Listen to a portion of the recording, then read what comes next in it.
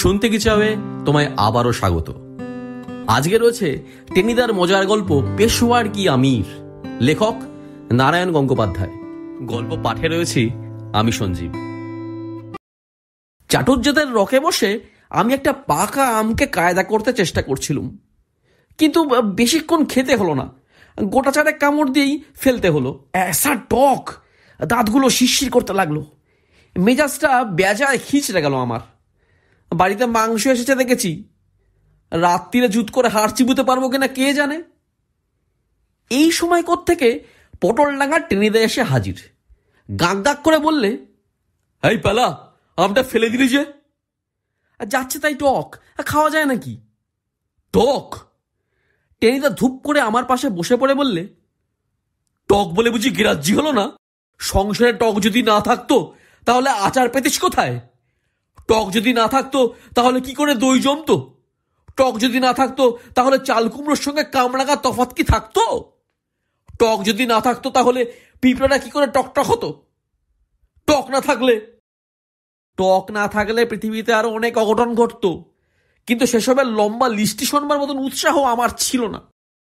আমি বাধা দিয়ে বললুম, তাই বলে অত টক আম কোনো ভদ্রলোকে খেতে পারে নাকি? আমের গন্ধে কোত্থেকে একটা মস্ত নীল রঙের কাঁঠালে মাছি এসেছে। সেটা সে স্তক টেনিদার খাড়ার মতন মস্ত নাকটার উপর বসবার চেষ্টা করছিল। আমার কথা শুনে টেনিদার সেই পেল্লায় নাকের ভেতর থেকে রণডম্বরুর মতন একটা বিদঘুটে আওয়াজ বেরুল। মাছিটা শূন্যে বার দুই ঘুরপাক খেয়ে বো করে মাটিতে পড়ে গেল। ভিড়মি খেলো না হাট ফেলি করলো কে জানে। টেনিদা বললে, ইস, খুব যে ভদ্রলোক হয়ে গেছিস দেখছি। তবু যদি পালা জোরে ভুগে দুবেলা পটল দিয়ে শিঙি মাছের ঝোল না খেতিস, তুই কি আমার গাবলু মামার চাইতেও ভদ্রলোক? জানিস গাবলু মামা এখন 400 টাকা মাইনে পায়। আমি বেজার হয়ে বললুম, জেনে আমার লাভ কি?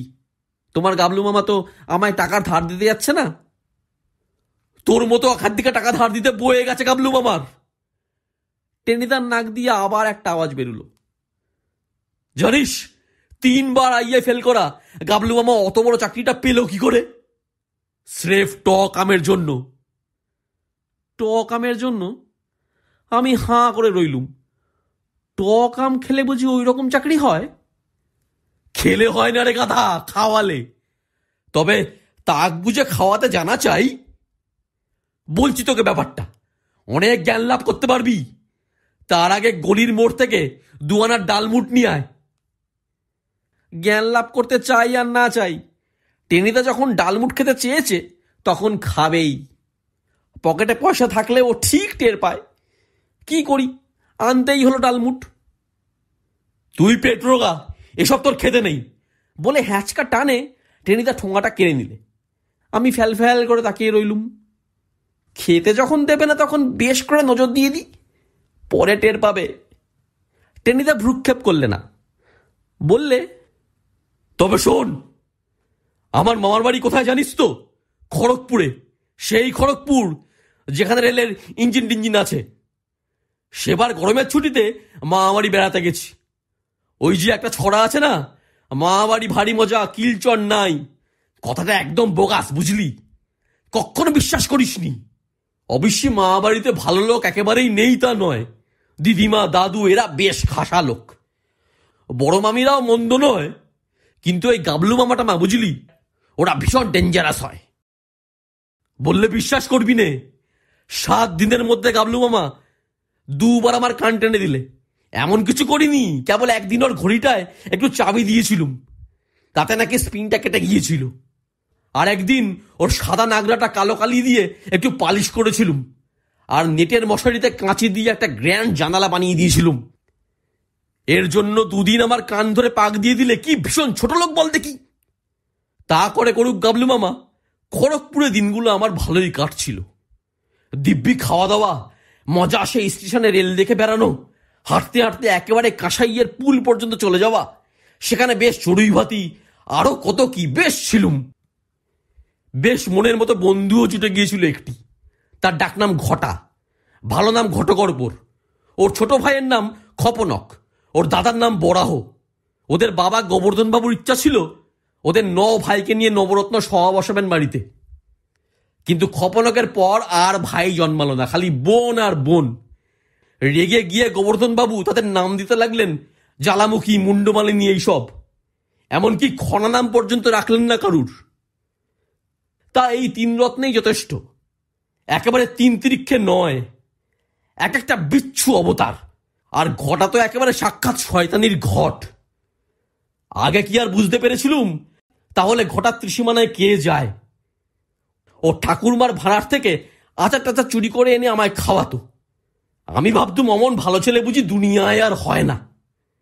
কিন্তু শেষকালে এই ঘটাই আমাকে এমন একখানা লেঙ্গি মেরে দিলে যে কি বলবো। একদিন দুপুরবেলা গাবলু মামা বেশ প্রেম সে নাক ডাকিয়ে ঘুমুচ্ছে, আর আমি দরজার ফাঁক দিয়ে উকিঝুঁকি মারছি। একটা ছিপ চাঁচবো, গাবলু মামার দাড়ি কামানোর চকচকে খুঁটটা হাত সাফাই করতে পারলে ভীষণ সুবিধা হয়। এমন সময় ফিসফিস করে ঘটা আমার কানে কানে বললে, এইটা নি, আম খাবি? কেন খাবো না, খেতে আর ভয় কি? আর আমায় জানিস তো পেলা, খাওয়ার ব্যাপারে কাপুরুষতা আমার একদম বরদাস্ত হয় না। সঙ্গে সঙ্গে দুহাত তুলে লাফিয়ে উঠে আমি বললুম, কোথায় রে? আমাদের বাগানে। আমি বললুম, ওরে বাবা। বলবার কারণ ছিল, গোবর্ধন বাবুর খুব ভালো একটা আমের বাগান আছে, বাছাই বাছাই কলমের আম, ল্যাংড়া, বোম্বাই, মিছরি ভোগ, আরো কত কি। 1.5 মাইল দূর থেকেও আমের গন্ধে জিভে জল আসে। কিন্তু কাছে যায় সাধ্বিকার। জমদূতের মতো একটা এসা জোয়ান মালি রাত দিন খারাপ পাহারা দিচ্ছে সেখানে। একটু কিছু কি দিয়েছ কি সঙ্গে সঙ্গে বাজখাই গলায় হাঁক পারবে।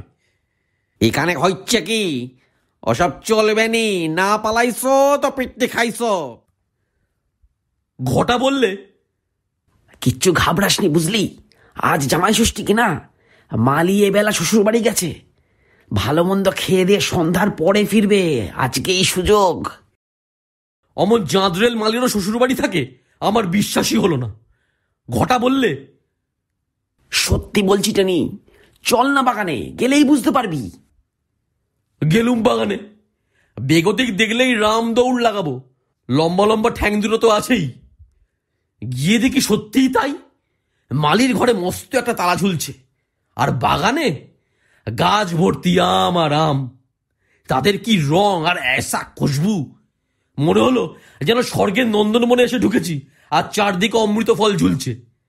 কিন্তু হলে কি হবে, প্রায় সবগুলা গাছই বিচ্ছিন্ন রকমের জাল দিয়ে ঘেরাও করা, ঢিল মারলে পড়বে না, আকশিতে নামবে না। শুধু একদিকে বেটা চেহারার একটা গাছে কোনো জালই নেই। আর কি আম হয়েছে সে গাছে, মাটির হাতখানে কাছাকাছি পর্যন্ত আম ঝুলে পড়েছে, পেকে টুকটুক করছে আমগুলো। লালে আর হলদেতে কি আশ্চর্য তাদের রং, দেখেই আনন্দে আমার মূর্ছা যাবার জো হলো। ঘটা বললে, এ আমের নাম হলো পেশোয়ার কি আমির, আমের সেরা।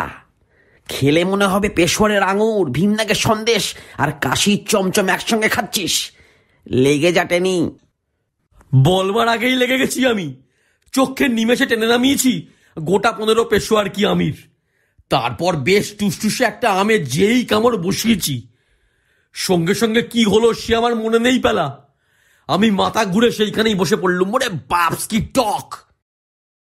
10 মিনিট ধরে খালি মনে হতে লাগলো আমার 2 পাটি দাঁতের ওপর কেউ দমাদ্দম হাতুড়ি ঢুকছে, আমার 2 কানে 30টা ঝিঝি পোকা কোরাস গাইছে, আমার নাকের ওপর 3 ডজন উচ্চিংড়ে লাফাচ্ছে, আমার মাথার ওপর 7টা কাঠঠোকরা এক নাগারে ঠুকে চলেছে।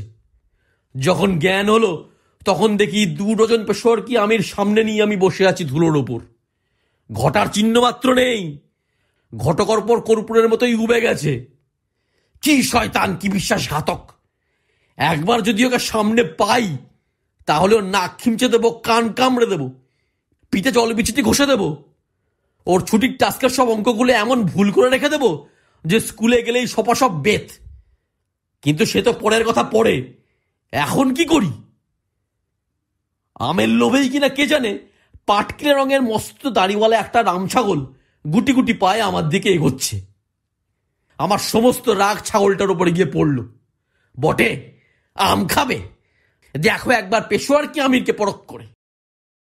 ছাগলে সব খায় জানিস তো পেলা, ছাতা খায়, খাতা খায়, হকি স্টিক খায়, জুতো খায়, জুতো পুরুষওয়ালাকেও যে বাগে পেলে খায় না এ কথা জোর করে বলা যায় না। আমার সেই কামড়ে দেওয়া আমটাকেই দিলুম ছুঁড়ে ওর দিকে। মাটিতে পড়তেও পেল না, ক্রিকেটের বলের মতোই আকাশে লাফিয়ে উঠে ছাগলটা আমটাকে লুফে নিলে। তারপর দ্যাঁ করে গগনভেদী আওয়াজ হলো, একটা নয়, যেন সমস্ত ছাগল জাতি একসঙ্গে আর্তনাদ করে উঠল। তারপরেই টেনে একটা দৌড় মারল। সে কি দৌড়ে পেলা!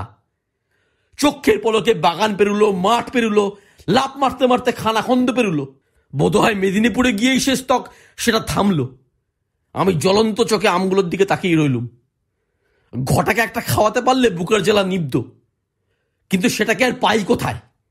3 দিনের মধ্যেও টিকিট ডগা দেখতে পাবো না, এটা নিশ্চিন্ত। তাহলে কাকে খাওয়াই? নির্ঘাত গাবলু মামাকে। 2 দিন আমার কান দুটো বেহালার কানের মতন আচ্ছা করে মুচড়ে দিয়েছে। এ আম গাবলু মামারই খাওয়া দরকার। গোটা আষ্টে কাম কোচরে লুকিয়ে ফিরে এলুম। ভগবান ভরসা থাকলে সবই সম্ভব হয়, বুঝলি পেলা। বাড়ি ফিরে দেখি ভীষণ হইচই। গাবলু মামা কোন সাহেবের সঙ্গে দেখা করতে যাচ্ছে চাকরির চেষ্টায়। দইয়ের ফোঁটা টোটা পড়ানো হচ্ছে। দিদিমা, বড় মামি, দাদু সবাই একসঙ্গে দুগ্গা দুগ্গা কালি কালি এইসব আওড়াচ্ছেন। গাবলু মামার ঘরে উকি দিয়ে দেখি কেউ নেই। শুধু টেবিলের ওপর রংচঙে একটা বেতের ঝুড়ি, তাতে বাছা বাছা সব বোম্বাই আম। ভগবান বুদ্ধি দিলেন রে পেলা। কেউ দেখবার আগেই আমি ঘরে ঢুকে গোটা কয়েক বোম্বাই সরিয়ে ফেললুম। তার ওপর সাজিয়ে দিলুম 7টা পেশোয়ার কি আমির, মানে 7টা অ্যাটম বোম। তারপর গোয়াল ঘরে লুকিয়ে বসে সেই বোম্বাই আমগুলো সাবার করছি, দেখি না সেই ঝুড়িটা নিয়ে গাবলু মামা গটগটিয়ে বেরিয়ে গেলেন। আর দাদু দোরগোড়ায় দাঁড়িয়ে সমানে কালি কালি বলতে লাগলেন। এইবার আমার চটকা ভাঙলো। ওই আম সাহেবের কাছে ভেট যাচ্ছে! গাবলু মামার অবস্থা কি হবে ভেবে আমার তো গায়ে রক্ত জমে গেল। চাকরি তো দূরে থাক, হাড়গোড় নিয়ে গাবলু মামা ফিরতে পারলে হয়। বেশ খানিকটা অনুতাপী হলো এবার। ইস, এ যে আর লঘু পাপে গুরুদণ্ড হয়ে গেল রে। বললে বিশ্বাস করবি নি পেলা, ওই আমের জোরেই শেষ তো গাবলু মামার চাকরি হয়ে গেল। কি সেইটাই তো আদত গল্প। যে সাহেবটার সঙ্গে মামা দেখা করতে গেল তার নাম ডাক ডেভিল। যতটা না বুড়ো হয়েছে তার চাইতে বেশি ধরেছে বাতে। প্রায় নড়তে চড়তে পারে না, একটা চেয়ারে বসে রাত দিন কো কো করছে। তার হাতেই গাবলু মামার চাকরি। আমের ঝুড়ি নিয়ে গিয়ে গাবলু মামা সাহেবকে সেলাম দিলে।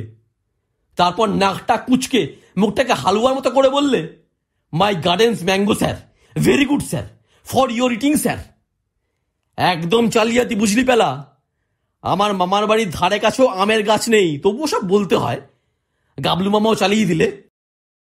সাহেবটা বেজায় লোভী, তাই রাত দিন রোগে ভোগে লোভ আরো বেড়ে গিয়েছিল। আমের ঝুড়ি দেখেই সাহেবের নোলা লকলকিয়ে উঠল। তার উপরে আবার সেই পেশোয়ার কি আমির, তার যেমন গড়ন তেমনই রং। তখনই সে ছুরি বের করলে টেবিলে টানা থেকে। কাম বাবু, হ্যাভ সাম বলেই এক টুকরো সে গাবলু মামার দিকে এগিয়ে দিলে। No sir, I eat many sir. এইসব বলে গাবলু মামা হাত টাত কচলাতে লাগলো। কিন্তু সাহেবের গোঁজানিস তো, ধরেছে যখন খাইয়ে ছাড়বেই। অগত্যা গাবলু মামাকে নিতেই হলো টুকরোটা, আর মুখে দিয়েই দাদাকেও গেলুম বলে গাবলু মামা চেয়ার শুদ্ধ উল্টে পড়ে গেল। কষে একটা দাঁত নড়ছিল, সেটাও খসে গেল সঙ্গে সঙ্গেই। আর সাহেব আমে কামড় দিয়েই বিটকেল আওয়াজ ছাড়লে, ও গশ, কোয়াক। তারপরেই তরাক করে এক লাফে টেবিলে উঠে পড়ল। দাঁড়িয়ে উঠে বললে, মাই গড, খাচাত। এই বলে আর এক লাফ। মাথার ওপর ফ্যান ঘুরছিল, সাহেব তার একটা ব্লেডকে চেপে ধরলে। তারপর ঘুরন্ত ফ্যানের সঙ্গে শূন্যে ঘুরতে লাগলো বাই বাই করে। সে কি যাচ্ছে তাই কাণ্ড, তোকে কি বলবো পেলা। ঘরের ভেতর নানা রকম আওয়াজ শুনে সাহেবের আরদালি ছুটে এসেছিল। সে সাহেবকে ফ্যানের সঙ্গে বনমনিয়ে ঘুরতে দেখে বললে, রাম রাম, এ কাইসা কাম। বলে সে কাকের মতন হাঁ করে রইল। আর সেই সময় ঘুরন্ত আর উড়ন্ত সাহেবের হাত থেকে পেশোয়ার কি আমির টুক করে খসে পড়ল। আর পড়বি তো পর একেবারে আরদালির হাঁ করা মুখে। এ দেশওয়ালি ভাই, জান গাই রে। বলে আরদালি পাই পাই করে একেবারে স্টেশনের প্ল্যাটফর্মে এসে পড়ল। তখন মাদ্রাজ মেল স্টেশন ছেড়ে চলে যাচ্ছে। এক লাফে তাতাই উঠে পড়লো আরদালি। তারপর পতন ও মূর্ছা। ওয়ালটেয়ারে গিয়ে নাকি তার জ্ঞান হয়েছিল। ততক্ষণে গাবলু মামার চটকা ভেঙেছে। মাথার ওপর সাহেবের বুটের ঠক্কর কাঁধে এসে লাগতেই গাবলু মামা টেনে ছুট। এক দৌড়ে বাড়িতে এসে আচার খেয়ে পড়ল। তারপরেই 104 জ্বর, আর তার সঙ্গে ভুল বকুনি। ওই আম আসছে আমায় ধরলে। বাড়িতে তো কান্নাকাটি। আমার মনের অবস্থা তো বুঝতেই পারছিস। কিন্তু পরের দিন তাজ্জব কাণ্ড। সকালেই সাহেবের 2 নম্বর চাপরাশি গাবলু মামার নামে একটা চিঠি নিয়ে এসে হাজির। ব্যাপার কি না, গাবলু মামার চাকরি হয়েছে, 250 টাকা মাইনের চাকরি। কেমন করে হলো? আরে কেন হবে না, সাহেব তো ফ্যানের ব্লেড থেকে ছিটকে পড়লো। পড়তেই দেখে আশ্চর্য ঘটনা, সাহেবের 10 বছরের বাত হাত পা ভালো করে নাড়তে পারতো না। পেশোয়ার কি আমিরের এক ধাক্কাতেই সে বাত বাপ বাপ করে পালিয়েছে। কাল সারা বিকেল সাহেব মাঠে ফুটবল খেলেছে, আনন্দে সকলকে ভেঙচি কেটেছে। বাড়ি ফিরে তার পেল্লায় মোটা মেম সাহেবের সঙ্গে মারামারি করেছে পর্যন্ত। আর গাবলু মামার জ্বর তক্ষুনি রেমিশন। 10 বালতি জলে চান করে ভাত খেয়ে কোট প্যান্টুলুন পরে গাবলু মামা তক্ষুনি সাহেবকে সেলাম দিতে ছুটল। বুঝলি পেলা, তাই বলছিলুম টক আমকে অচ্ছেদা করতে নেই। জুতমতে কাউকে খাইয়ে দিতে পারলে বরাত খুলে যায়। ডালমুটার ঠোঙাটা শেষ করে টেনিদা থামল। আহা, এমন বাতের ওষুধ। আমি বললুম, সে আম গাছটা। দীর্ঘশ্বাস ফেলে টেনিদা বললে, ওসব ভগবানের দান রে। বেশি দিন কি সংসারে থাকে? পরদিনই কালবৈশাখী ঝড়ে গাছটা ভেঙে পড়ে গিয়েছিল।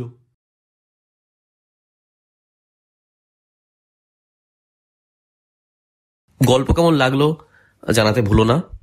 ভালো লাগলে লাইক করো, প্রিয় মানুষের সাথে শেয়ার করো।